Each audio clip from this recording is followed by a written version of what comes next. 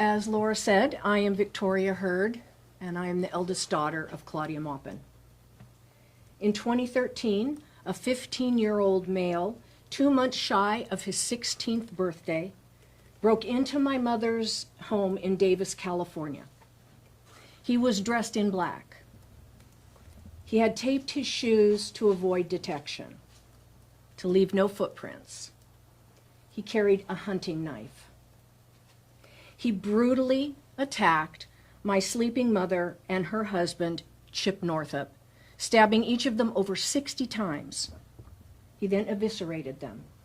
He dissected them, and he placed items from their nightstand into their bodies for the police to find. I watched as the coroner's office and the police department wheeled the body bags of my parents out of their home. 2 months later, their murderer was caught. Daniel Marsh confessed, and in 2014 was tried under California law as an adult due to the heinousness of his crimes. My family and I endured a 5-week murder trial that led to his conviction and a sentence of 52 years to life. He is currently serving that sentence at Donovan Correctional Facility in San Diego, California.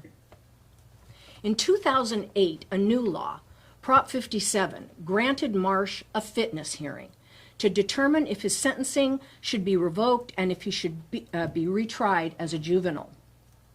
During legal discovery, he was issued a hair assessment for psychopathy and rated the highest scoring the test interviewer had ever seen, a 35.8 out of a possible score of 40. While incarcerated, he had the crime images, my mother's wounds, tattooed on his body. This murderer has now appealed that decision and has asked to be retroactively considered under California law SB 1391. The hearing date is set for August the 18th, 2021 in the California Court of Appeals. That is next week. This is our 3rd time dealing with somebody who heinously murdered my parents. If he wins this appeal on August the 18th, he could be out on the streets of Davis as early as May 14th, 2022. He will be unsupervised, without parole, and his record will be sealed. He will have served 8 years.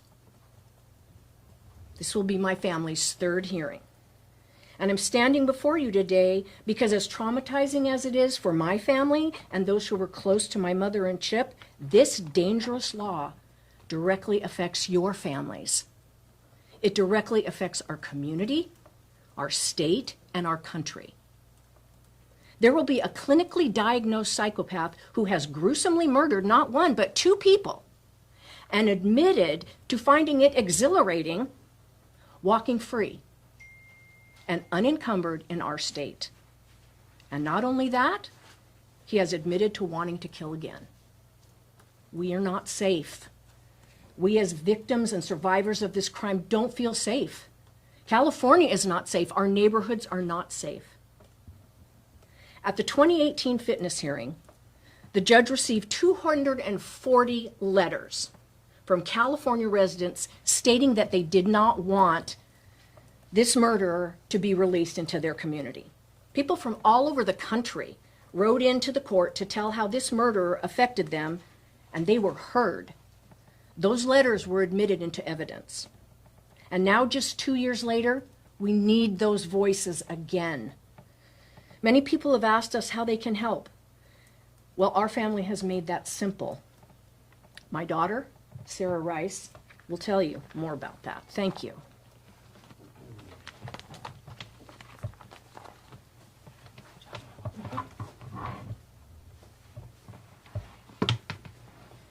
Thanks, Mama.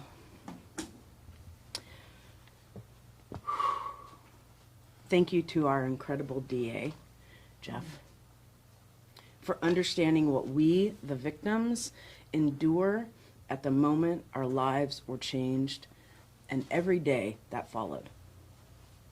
In 2013, my life was forever changed when a 15-year-old, 1 month shy of his 16th birthday, cut a hole in my grandparents' screen with a hunting knife and then snuck in with tape over his shoes, wearing a mask and gloves.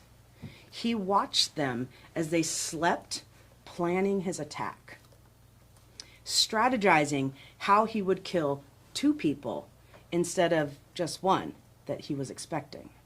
He committed one of the most gruesome crimes the state has ever seen. We, the victims and the surviving family, only learned the details of what happened that night in the courtroom along with everyone else. Over the course of 5 weeks, we learned about how he fantasized about killing people. We learned about how much help he had in the forms of counselors, psychologists, and psychiatrists. We learned for the first time how he stabbed my Granza 67 times and Chip 61 times. Close your eyes for a second. Let that sink in. 128 times he stabbed them. My Granza fought back. She begged him to stop. She did not want to die, and she fought to live. That was my Granza. And now you know why I fight for her justice. Now imagine sitting in a room, a courtroom, hearing for the very first time, being completely unprepared and unaware of how horrific the crime was.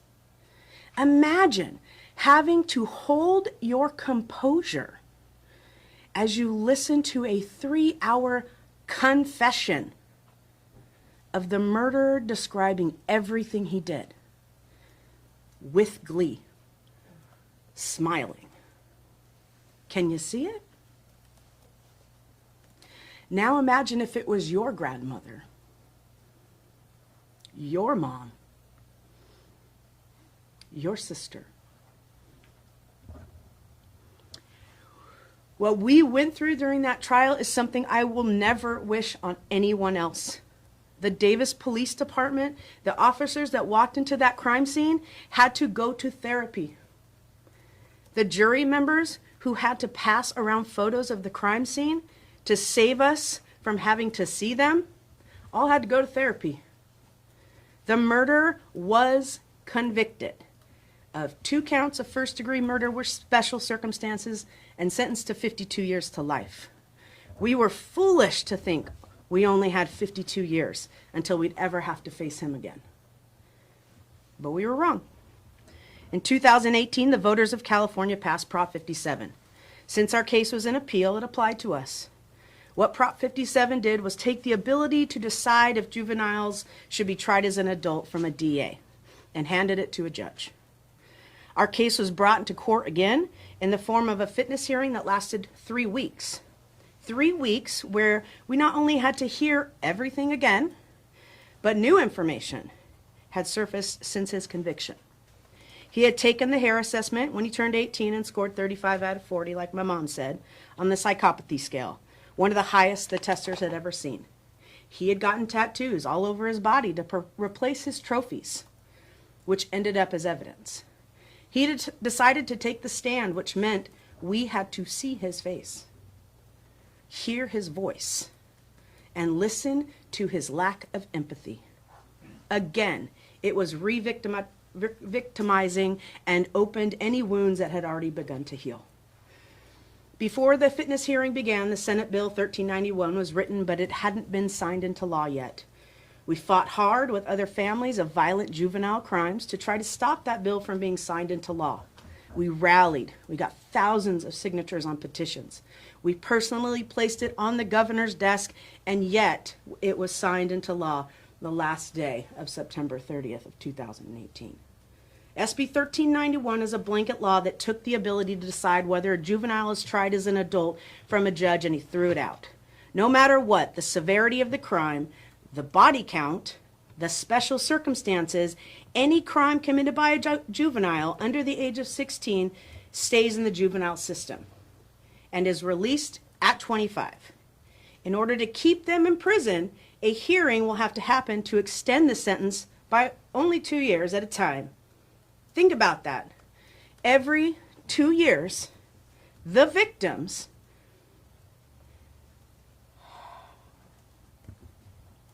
it falls on us. The responsibility falls on us, the victims, to keep a psychopath in jail. Think about the resources needed for the DA, our prosecutor, every 2 years. On August 18th, this Wednesday, the murderer will have the opportunity to go before the appellate court and ask that his case fall under SB 1391. This would mean he is out by May of 2022 after just serving 9 years of his 52-year sentence. The fact that my grandparents died is something I still struggle to accept, and how they died. The fact that my daughter, Claudia's namesake, will never meet her great-grandmother is really challenging. But the way in which they were taken from us, the details that haunt my dreams and re-victimize me, that happens every time a new law is passed, a new hearing is called, it's difficult to describe. SB 1391 needs to be amended to allow exceptions like our case, like the case of Maddie Middleton in Santa Cruz, like the case of Dito Mendez and Tracy. The state of California needs to follow the lead of Yolo County and everyone here standing with the victims. Our judicial system does not offer justice. It does not allow us to heal, and it does not allow for closure. My family is exhausted. We have been fighting for over 8 years. Help us carry this burden by getting involved in our campaign at www.scrapsb1391.com. Help us amend this law. Help fight our case. I thank you for your time. Thank you again, Jeff.